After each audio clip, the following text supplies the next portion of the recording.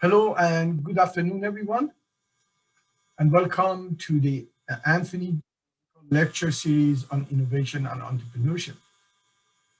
The Anthony J. Risica Lecture Series was established in 2003 with a generous gift from Anthony Risica, a University of Rhode Island engineering alumnus. This biannual event invites prominent leaders in engineering and business to share their knowledge with the campus community and public. This year, we are so fortunate to welcome sixth-year Divine class of 99 from Art and Sciences as our speakers. Sixth-year is a native Rhode Islander who earned a dual degree in communication studies and Spanish with a minor in international development from URI. She was a busy person. She was here. She was studying continuously, but that was all. She was admitted to URI under the Talent Development Program, and she remained an active participant during her time here. Divine is the CEO of sixth-year Divine Marketing, and is the only bilingual national trainer and keynote speaker for the Grow with Google Partner Program in the US and Puerto Rico. In 2010, sixth-year founded Caritas Smile, a social enterprise and volunteer-based nonprofit organization with a mission to empower both volunteers and communities in need for the Dominican Republic and across Latin America. In addition, sixth-year is a member of the Innovation and Entrepreneurship Advisory Board at the College of Business, and we are excited to have her in that position with us. Today, sixth-year is here to share with you stories of hope and inspiration. At the end of the session, there will be an opportunity for question and answer, and simply write your question in the chat, and my colleague, Ms. Erin Spear, will call on you to speak. Without further ado, please welcome sixth-year Divine. Dr. Malling, thank you so much for sharing those details about my background. And I do have to say that I would love to pronounce your last name, but I'm just going to say thank you, Dr. Malling. And I also have to say thanks to each and every one of you for sacrificing 1 hour of your day to listen to my story. So I'm truly honored. More specifically, I'd like to thank the Risica Organizing Committee, the Talent Development Organization, with former director, Mr. Leo DeMeo, who is not with us any longer, Frank and Sharon Folio and Gerald Williams from Talent Development, Dr. Agnes Duty, Dr. Dave Mitchell, who I see, my dear friend from the College of Business, Dr. Anne-Marie Sacco, and my very dear friend, who I haven't seen in a long time, Jane Richmond. Nice to see you. Speaking of names, I'm going to share the story of my name because it's a very interesting one. And thank you so much, Erin, for kicking this off. I'm going to tell you the fascinating compilation of why my name is the way it is. So the story goes like this. Both of my parents are from the Dominican Republic, and they ended up arriving to Rhode Island, the smallest state in the United States, mainly because they were looking for a better life, a better opportunity. But even more than that, my mother couldn't have any children. So when they landed in Rhode Island, my mother ended up going to Women and Infants Hospital, and she was so excited about having children that she ended up taking her first treatment during that very first year. And she didn't know that it was going to take her 6 operations. And it took her 6 years to finally have me. So my grandfather, who was very creative and very innovative as it relates to names, he said, well, you know, we have to give this child a name with the number 6. So he wrote the number 6 in English, S-I-X. And then he said, you know, she's been so secret, but she's going to be so intelligent like the Central Intelligence Agency. So he put the number 6 and CIA together and gave me my name. It's a true story. I tell it often because when you read it, you're like, hold on, that's definitely a number name. Is it Greek? Is it Arabic? So there you go. There you have it. First of all, I'd like to say that This afternoon's story really brought me back on my childhood journey. So I thank you for that, because it's a wonderful reminder of some of the things that took place that have gotten me to where I am today. So the voice is mine, but for today, I hope that the story becomes yours.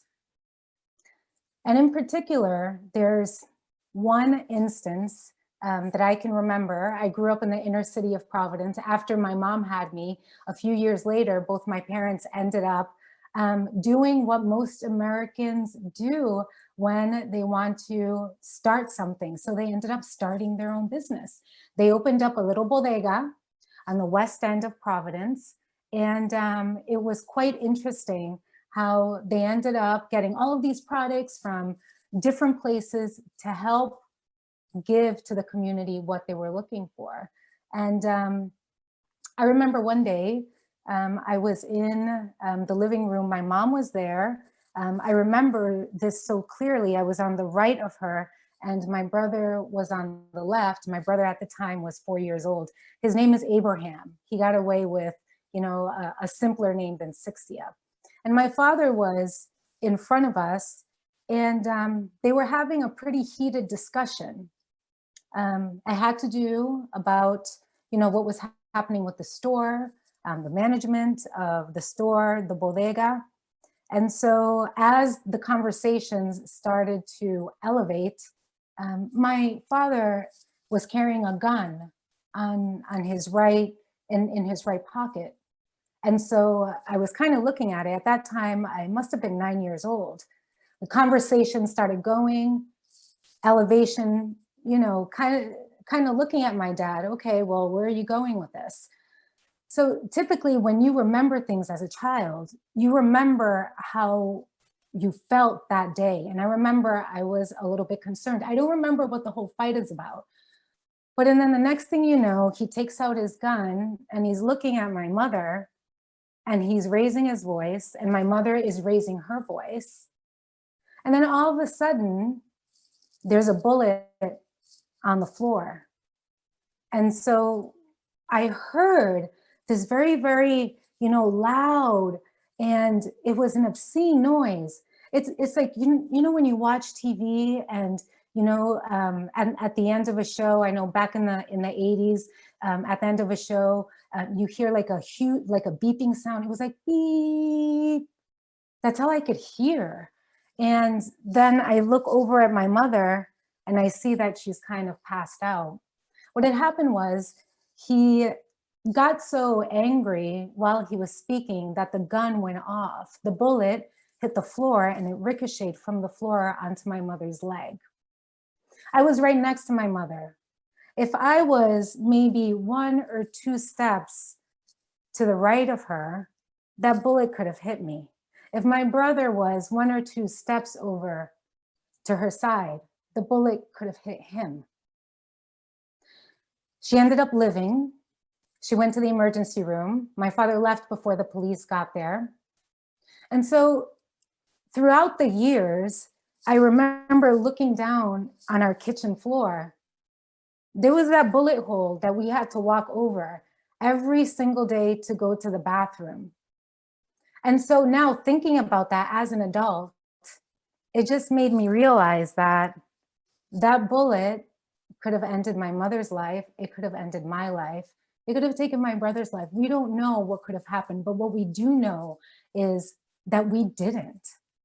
And so I feel like I had to share that story with you. I've never shared that story ever in my entire life, but I truly feel that it's part of the conversation that we are going to have today, and it's part of my life philosophy, as it has to do with helping people start and grow a business, helping people get financing, being able to help somebody find their purpose, but most importantly, acknowledge and understand how precious and how fleeting life can be. So that experience, you know, stayed with me throughout the years. From, you know, that one bullet hole, fast forward into high school, I ended up going to Mount Pleasant High School right in the inner city. And there were so many moments that I remember about high school, a lot of them were celebratory moments.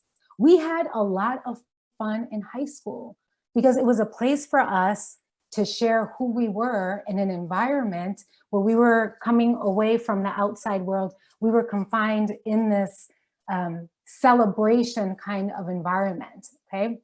And believe me, all the dancing that happened during classes, I don't think that many of our teachers really enjoyed trying to figure out how to teach us, right? But besides the celebrations and the opportunity for us to step away from what the outside school life was like, it was also an opportunity for us to really understand that, hey, we were in school, but when the bell rang, there were shootings. There were shootings that happened. And so this was very interesting. During that time in the early 1990s, there was, and the gangs still exist, there were different kinds of gangs, but the #1 gang within our area was called the Latin Kings. And so I'll never forget that one or two of my friends ended up dying as a result of being part of a gang or being a victim of shooting violence.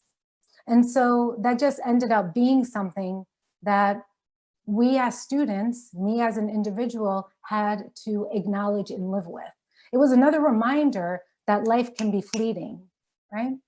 And so I remember that high school was not only about, dancing and about connecting with others, but it was also an opportunity for us to kind of figure out, hey, what we were going to do if maybe, something happened. Like, hey, if today was your last day, how would you spend it?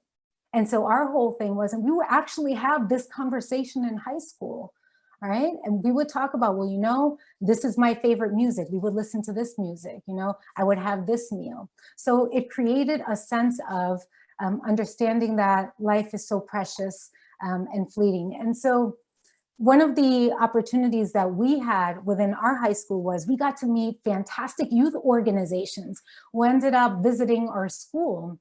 And so one of those organizations was called Upward Bound. And so Upward Bound was an opportunity for inner city kids to learn more about academics, because the other truth that you should know and understand was academically, it was probably not a place where you could sit and read. It was a place where we went to do other things. But Upward Bound gave us the opportunity for us to really understand how to simplify the academics, how to read, write in a way that was quick. Why? Because time was fleeting, right?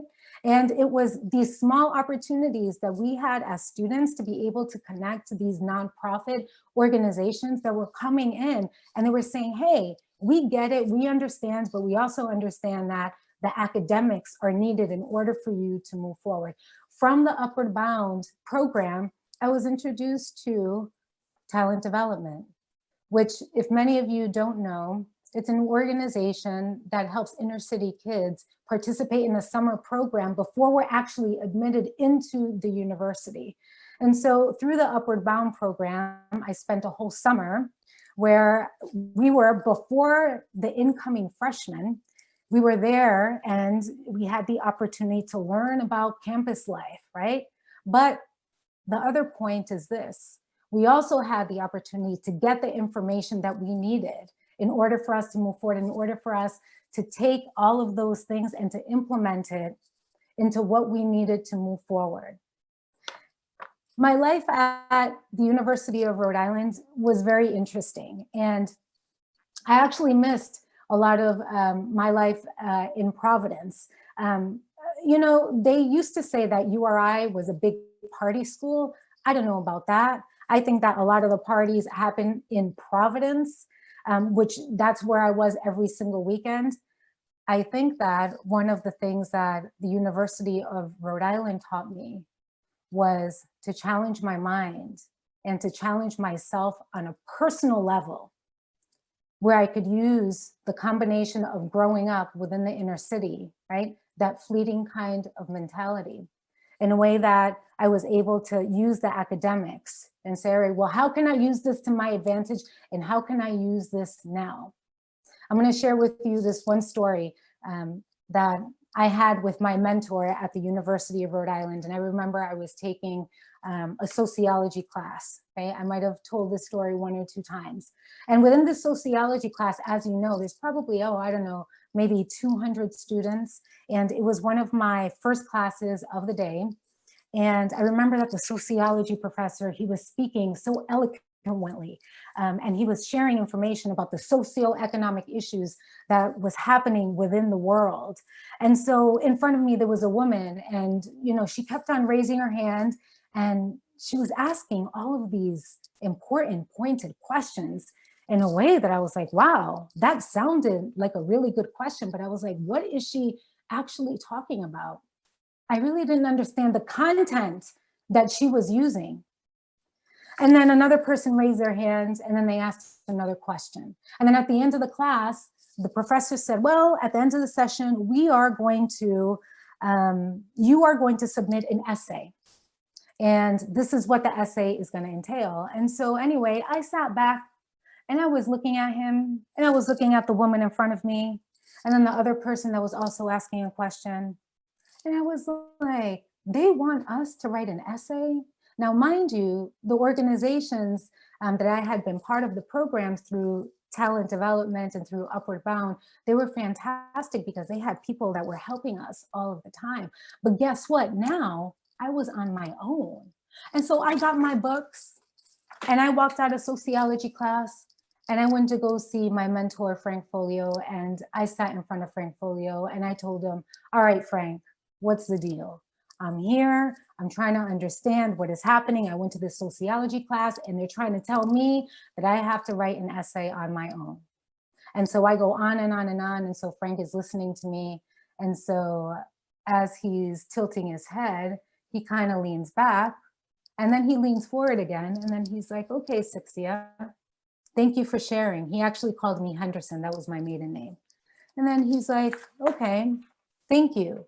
And he looks out the window to the right and he points and then he says, do you see that building out there? And so I look and I say, yes, I see that building. And then he's like, what is that? I said, that's the library. And then he's like, okay, good. So this is what I need you to do. Listen up. He's like, I need you to shut up and get to work. And so I was like, what? I was like, Frank, I don't know how to write an essay. Like, don't you get it? He said, precisely. I need you to shut up and get to work. And so that phrase that he said, it really made me upset because I was like, why are you speaking to me this way? Yes, that is a library. And I understand, that's where you go to get books. But it also gave me an opportunity to do this. It gave me an opportunity to get my act together. So I looked at him, I was like, okay, I'm gonna go do this. So I took my books and I went to the library. Back then, they had something called the Dewey Decimal System, all right? That's something, it was not computer-based, but we had to go through and we had to find the titles of the different books that we wanted to get. I learned how to do that. I actually ended up finding a book that was very simple. It simplified the whole process of how to write an essay. And so when I figured out how to write an essay, right, there's a beginning, a middle, and an end. I'm in college. I didn't know how to write an essay, but guess what? I figured it out. I got my paper together. I talked about some of the most important issues that were happening in society in my voice, in the way that I knew it. And so when I handed over the essay to my sociology professor, I was like this. And then I got it back a few days later, right, about a week later. And when I saw my paper, I was so excited. Do you know what I got? You don't have to answer it because I'm going to tell you. I got a C. And you know what, everybody? C in Spanish means yes. And I felt like I had discovered something so important that existed. And it was called simplification. It was called taking an opportunity and making something out of that opportunity. Doing something so small and so significant where I thought, you know what? Even if I don't understand the conversation that is happening within a classroom, even though I don't understand the conversation that other people might be happening, because I didn't speak like this. And the way I thought was both in English and Spanish. Even though I didn't have all the information in front of me, being able to take small steps to take action was so significant for me. As I moved forward within the University of Rhode Island, I got really excited because I was like, wow, I mean, I could do all of this on my own. I could figure out how to simplify things, okay? And that's exactly what I did. I ended up joining the argumentation and debate team, where I ended up being the president of that organization. And so being able to understand different kinds of arguments as it relates to whatever topic people were talking about, strengthened the opportunity for me to understand that with facts, with communication, and with an understanding in how to articulate a thought was extremely powerful. The skills that I gained from the University of Rhode Island took me to the next level. After I graduated, which was 5 years later, you're absolutely right, 2 majors, 1 minor, because I loved it so much. One of my first jobs was working at the Center for Women in Enterprise, where I would help women start and grow businesses. And so I remember that the reason why I got this first job was because I decided that I was interested in starting a business where I could simplify the whole process of learning a language. And so as I was doing this research, I discovered that they were looking for a training and development person. But guess what? I had never learned how to really grow a business. I was in the process of doing that. And I remember that during that time, my whole life in that institution helped me to listen to people's stories, women that had visions, women that were going through a transitional phase, women that had lost their loved ones and had no other source of income, but what they did have was an idea. They had a passion within them. And what they needed were the tools and the simplification to help them write a business plan, get funding if they needed it, and then they needed the opportunity to have somebody push them forward in a way that made sense for them. And so during that time, I remember that I acknowledged so many different kinds of personalities in a way that was so significant. And so as I was coaching these women, I thought, wow, you know, this is, for me, I'm not the teacher. I became the student.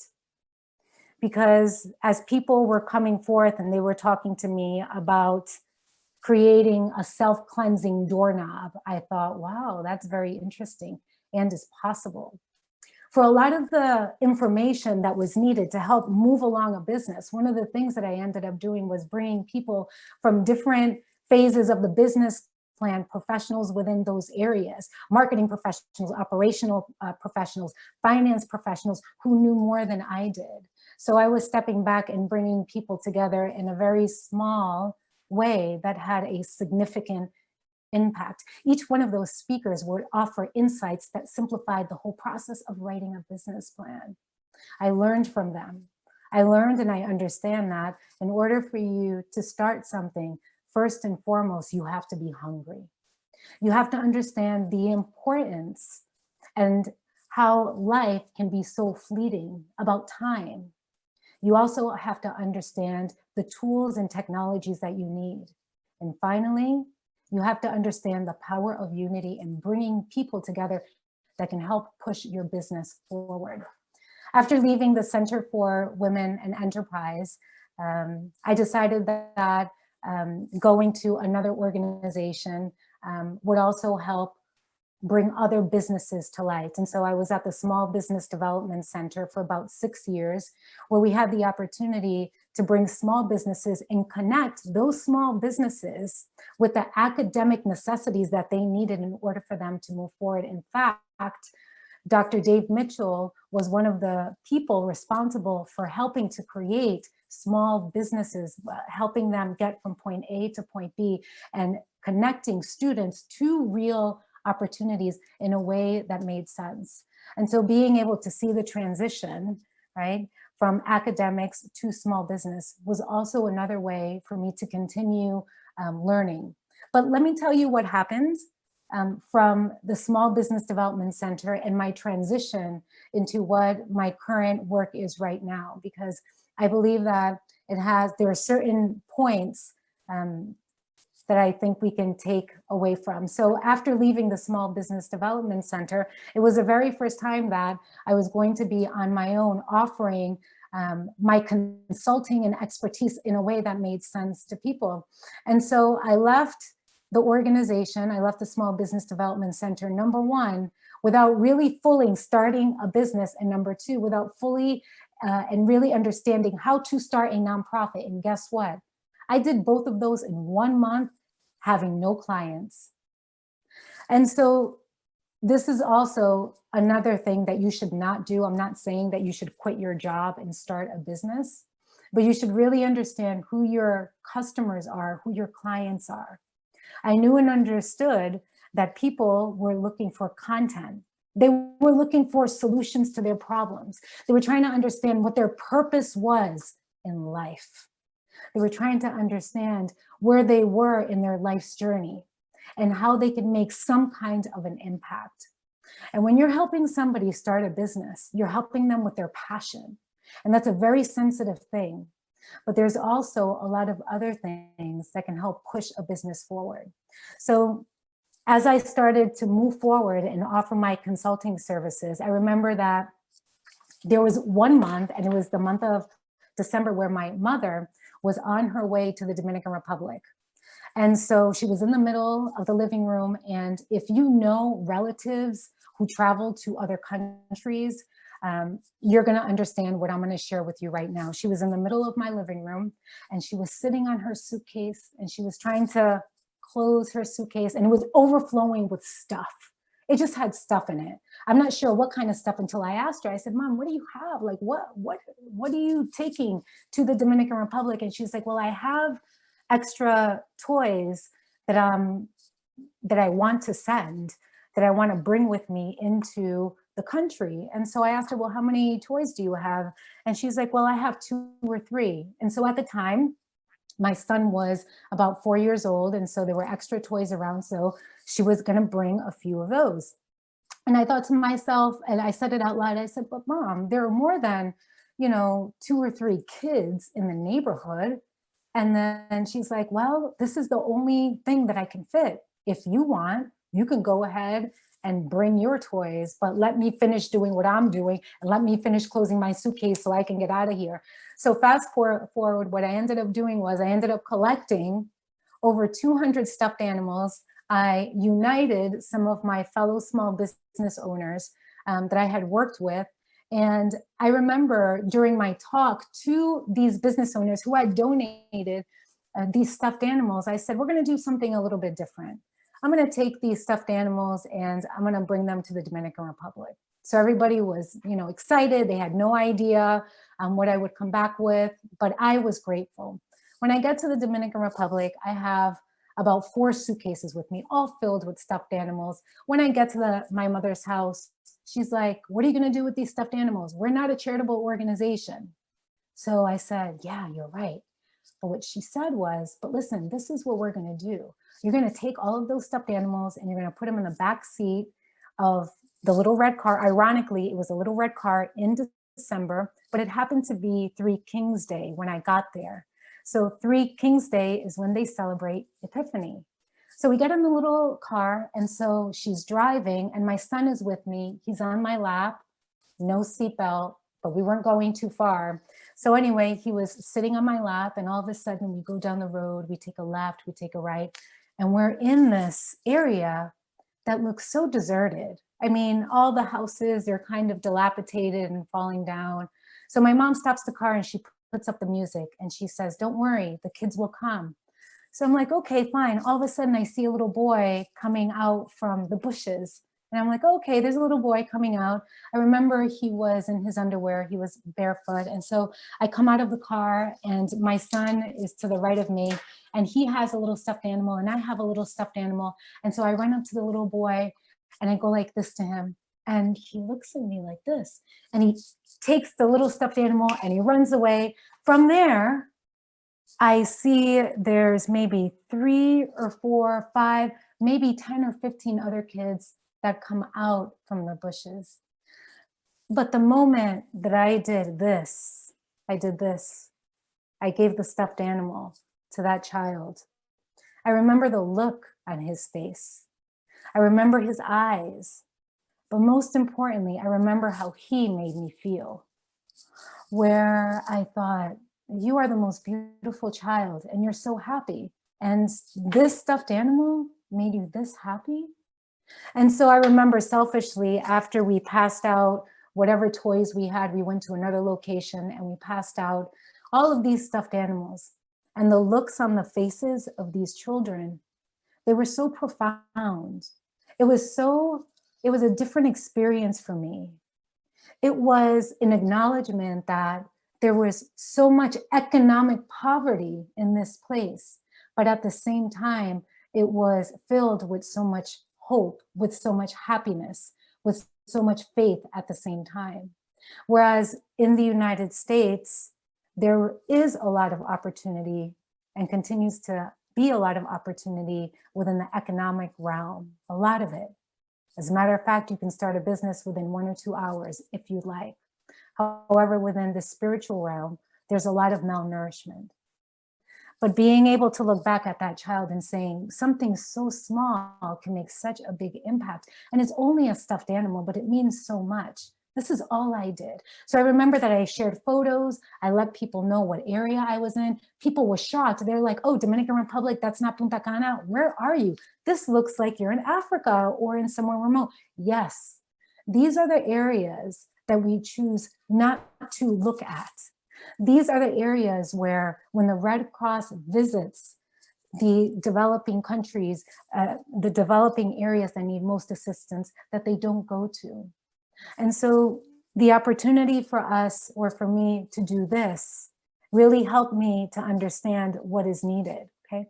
It's not about stuffed animal, but it was behind the giving that was so significant. And so many people were like, oh, this is amazing. You're doing this. You're passing out toys. Wow, you're having a toy drive. No, it was more than a toy drive. It was an opportunity for us to really acknowledge the kinds of communities that we were going into. And so after we started passing out toys, we said, no, we have to do something else. It's more about stuffed animals, right? It's about understanding what the true problem is. There's an infrastructure problem, there's an economic problem, there's an opportunity for us to help in some way. And it is by bringing two groups of people together in a way that makes sense on both levels. And I remember I was giving a talk at Dr. Mitchell's marketing class where I was sharing my story. And it was before our volunteer program had gotten off the ground, where I was letting people know that the opportunity for them to travel to another country, to learn another culture, to be able to travel with purpose is so significant to understanding somebody's life purpose and bringing clarity to somebody's life. And so as a result, we ended up taking our first trip with a group of URI students who helped to identify how to grow our business to the next level. And today, because of that talk, because of the help of URI students, we have taken our program from not only passing out toys, but our program now brings volunteers where we're building homes for single moms. We have given countless medical supplies to orphanages and to clinics. We have helped to fund cancer patients. Right now, we are in the process of identifying a kidney for a woman who is waiting for a donation. And so being able to bring both of those communities together was an opportunity for us to grow in a way that we have never thought possible, where we're bringing folks who don't even speak Spanish to an environment where they're making a difference. And so taking that small step brought us to that point. And so let's change the channel for a minute. So in my work with Google and how I was recruited to now teach on technology was taking the opportunity to understand, as I mentioned to you before, people's life's understanding of what their purpose is, right? And giving it some kind of action, some kind of meaning. So when I speak to small businesses who want to grow online, or community members who want to understand how to use technology to either get a job or to have better business meetings, my message to them has always been the same. My message has been, if you put yourself in the service of others, it will be a small step that will have a significant impact. Be humbled anytime you speak to anybody, because there's always a lesson to be learned. And so what I'd like for you is to take a moment, and I know that you're listening to me, but to take a moment, and I'd like to share a few tips or words of wisdom during my final moments with you. So the first one, to help you all take small steps that have significant impacts, whether you're a student, whether you're a small business owner, or whether you're going through some kind of transition in your life. Here they are. So there's 10 of them. Number one, stop waiting for the perfect time. The time to start is now. 2020 has taught us that life is fleeting. That's the small steps you take today will lead you to create the big impacts you will have on the world tomorrow. It is through innovation and technology that we can all advance. Within the Dominican Republic, there is a dam that was created to generate electricity, because 15 years ago, the electricity would go off every 10 or 15 minutes. So think about living in an environment where you can't keep your milk cold, or you can only drink warm water. Well, because of this technology that was created through a dam, through water, now the village is able to have light and is able to see at night. Okay, number two, spend time on your passion. Identify your gifts and share it with the world. Here's one of my favorite quotes from Picasso, who said, "The meaning of life is to find your gift, and the purpose of life is to give it away." The world needs a lot right now, and we need it all from you. We need your treasures. If you're a student right now, your treasures are significant. You might be right in the middle of your journey. You might be going through a very difficult time. You might be celebrating your life right now. We need your treasures. Number three, know that you will fail at some points in your life. Accept it. You will lose. But you know what? When you fall down, and if you look up, you know you can get up. Acknowledge that there will be failures, but know to get up. There's a moment for everything. My next point here is take full responsibility for what happens to you. It's the day that you pass on from childhood to adulthood. I remember that time when we had the opportunity to share our childhood stories in school. There weren't many fun stories that I could share about my mother and about my father, but it was about the experiences that I had lived to date. And it was about truly taking some kind of memory that I had and making it positive and using it for myself in a way that made sense. And so I didn't share stories about my mother and father. My mother ended up being a single mom when she was 11 because my father died in a car accident. So being able to really understand adulthood at an early age was very significant to me. My next point here, get involved with grassroots and community organizations. You will learn by doing. My next point, honor your environment. Fight for Mother Nature and all her gifts. My next point, understand before you innovate. You can mirror excellence, but never copy it. My grandmother always used to say, your sazon is your own ingredient. Sazon means spice, so use your own spice. Number 8, hope and wishing will get you to the finish line, but it doesn't get you there. That's why taking small steps are going to be significant. The question I ask you today, what step will you be taking? My next point is, never let your circumstances define you. you know that someone out there is in deeper mental and physical poverty than you are. And my last point here is ask yourself why. Ask yourself why every single day. Why are you here right now? You're taking time out of your life to listen to me. Why? Why are you in class? What kinds of information are you going to use to help you move forward in life?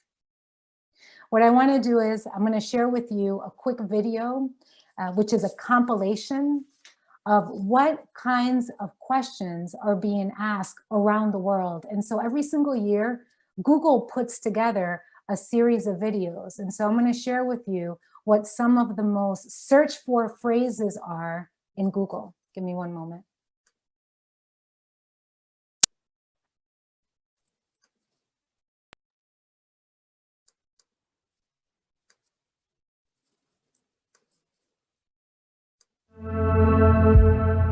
The most human trait is to want to know why. And in a year that tested everyone around the world, why was searched more than ever.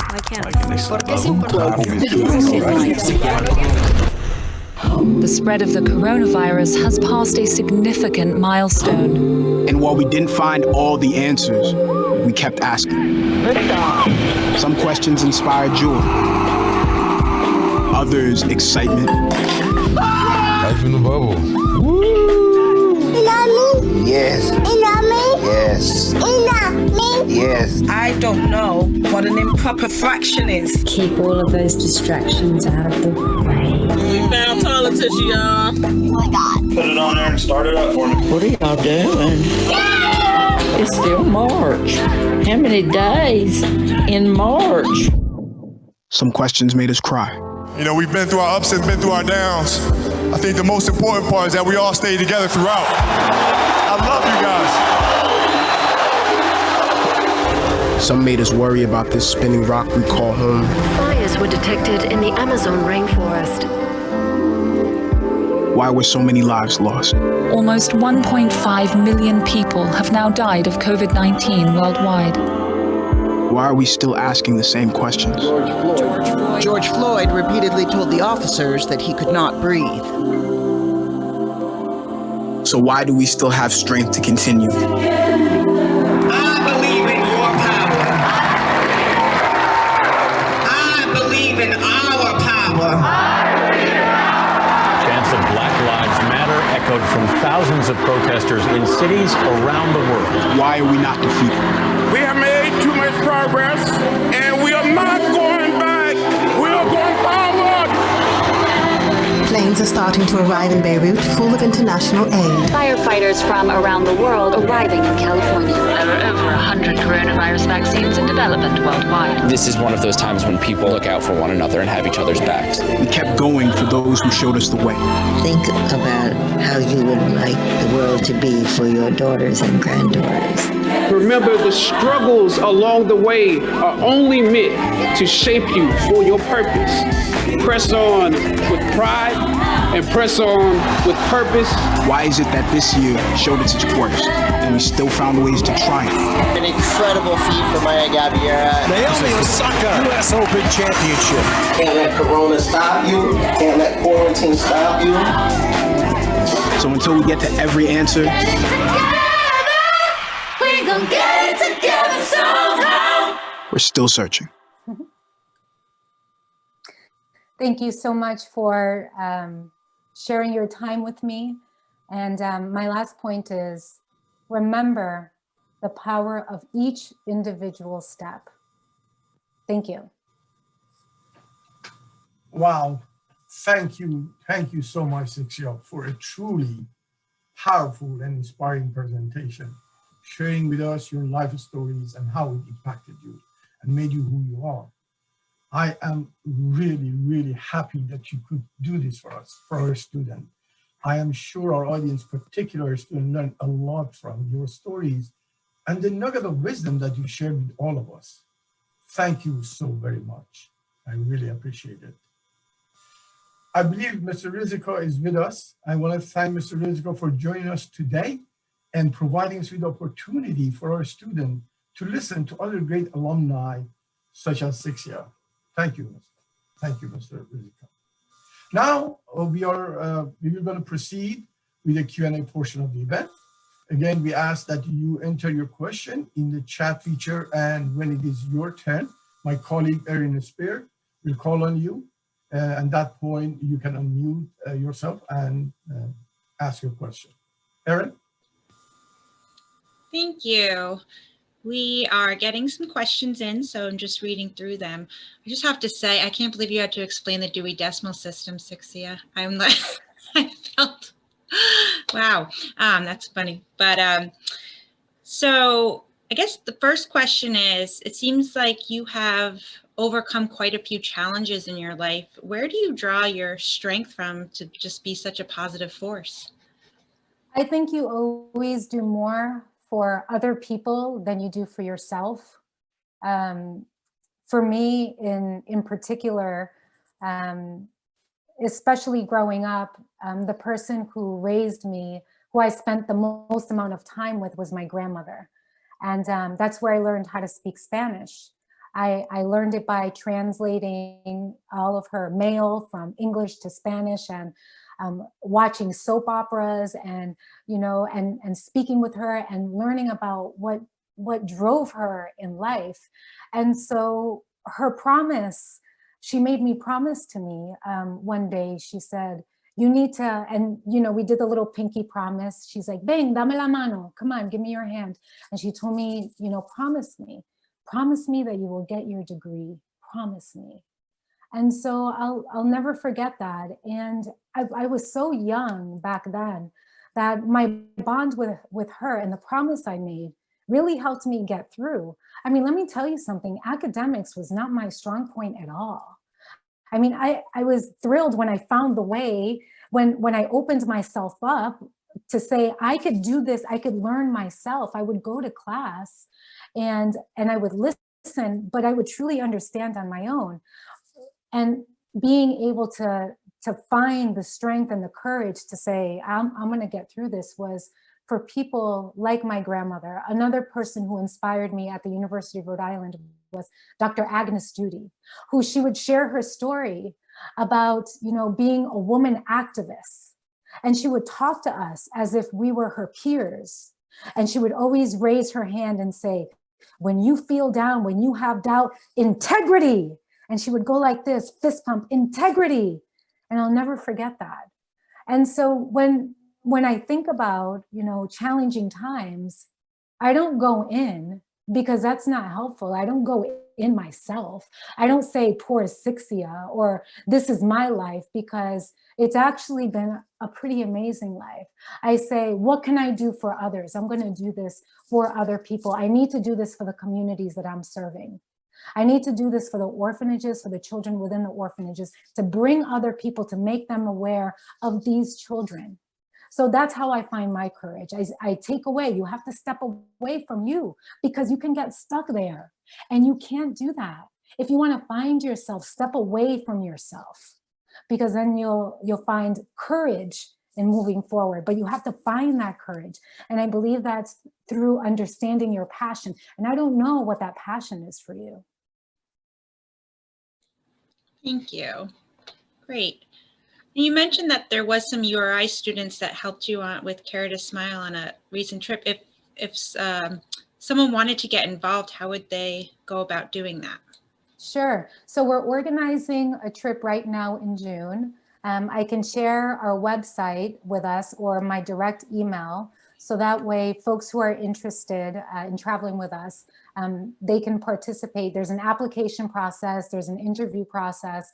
We're always looking for team leaders. In fact, URI is helping us get the J-term program of Carita Smiles up and running. So hopefully we will be taking students directly from the University of Rhode Island. Right now we're taking students that apply from all universities, but we'd love to get a specific signature program from the University of Rhode Island. So I'll send everybody, this is the website, it's caritasmile.org. We also do customized trips for leadership as well. So if there's a leadership program or we have a professor who's interested in leading that program, they can also apply to the program with their students. And so here is the email address right here. Here you go. We actually ended up canceling 4 trips due to COVID, but in January, my mother and I ended up traveling there because the need was so great for us to deliver medical supplies. So we delivered 2 huge tanks of masks. We also brought food to communities in need. On land, we ended up buying water and anything we could, because as I mentioned to you before, the communities we go to, they're barely touched by NGOs. The government doesn't look at these areas. So those are the areas that we go to. Those are the areas that we serve.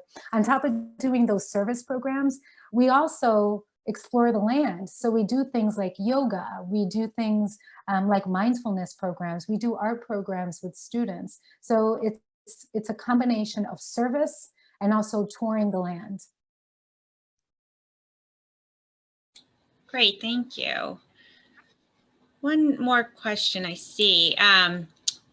Dr. E had, are you concerned about being able to deliver to parts of the world that have low rates of vaccination? Well, I am in the process of, so I will be getting the vaccine. Yes, that's always a concern, being able to, be healthy and not have that as an issue is certainly a concern. We decided to go there in January because we were extremely careful, but we knew that we needed to go. And my mother ended up staying at home for most of the time because she is vulnerable. So I ended up going along with some locals, delivering all of the supplies. But absolutely, that is certainly a concern. So Dr. E had mentioned you are on the Innovation and Entrepreneurship Board at the College of Business. What kind of role do you play, and what do you hope to achieve for the students of the College of Business through your role that you play on there?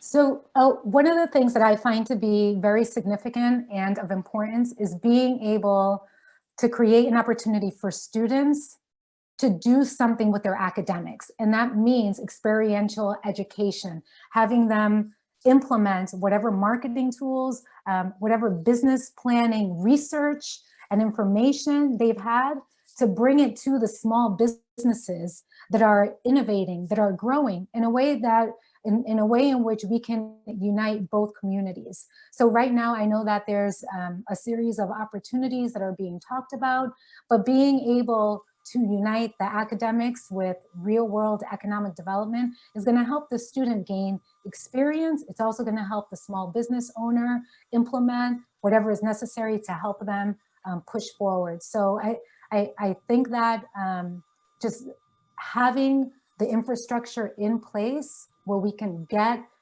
those two communities together is relevant, and it's part of the growth process. And the power of technology is going to make this easier for us, and it's also going to create more opportunities for us to push forward.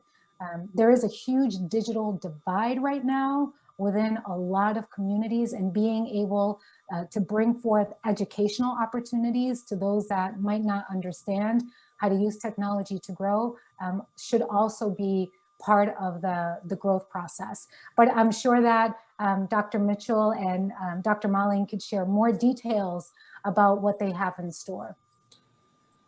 Wonderful. Well, thank you so much once again, Sixia. I'm going to turn it over to Dr. E to close with the further closing remarks. Well, thank you again, Sixia. That's, again, your answer to the question is inspiring. Thank you. Thank you, everyone, for joining us for this wonderful event. It blew me really away. It was really great. Thank you. I look forward to seeing you all, for now, unfortunately, virtually, but I hope to see you all in person at other events organized by the College of Business or by the university. Have a great day and great evening, and please be safe. Thank you. Thank you, everybody. Take care, and thank you for the opportunity. I continue to be honored. Thank you. Thank you, Sixia. Thank you.